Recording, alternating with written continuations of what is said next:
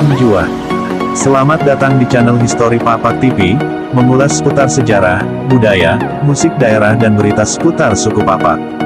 Jangan lupa subscribe, like dan komen serta share video kami karena itu gratis demi berkembang dan majunya budaya Papak tercinta ini.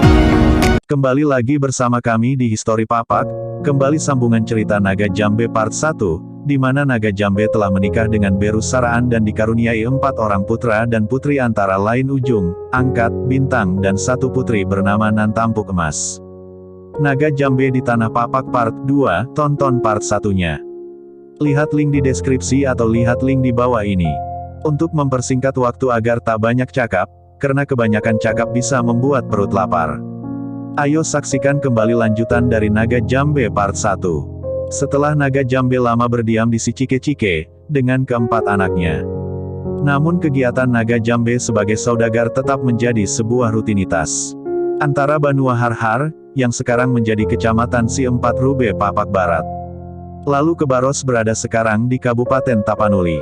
Dan Tungtung Batu, terletak di Kecamatan Si-5 Pungga Kabupaten Dairi, merupakan kota tertua di Dairi Sidikalang. Itulah rute perjalanan Naga Jambe. Kehidupan mereka pun sangat baik dan harmonis, dikarenakan di Cike-Cike tanah subur dan makmur, karena memang di sana adalah kumpulan mata air, Lae Sibelen, Lae Pendaro, dan Laem Bilulu yang selalu dikenal dengan wisata air terjun Laem Bilulu, terletak di Desa Prongil Julu, Kecamatan Tinada, Kabupaten Papak Barat.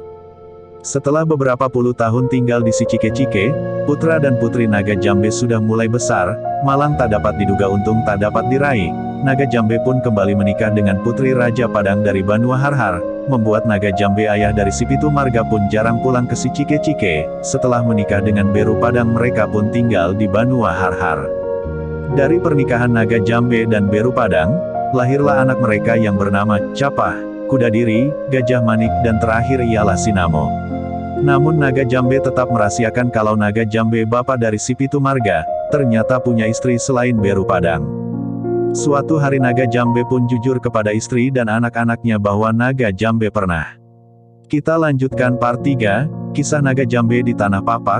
Kejujuran Naga Jambe membuat murka alam semesta, sehingga terjadi peasi Cike-Cike. Ikuti kami terus dan jangan lupa, subscribe, komen, like dan share karena itu gratis.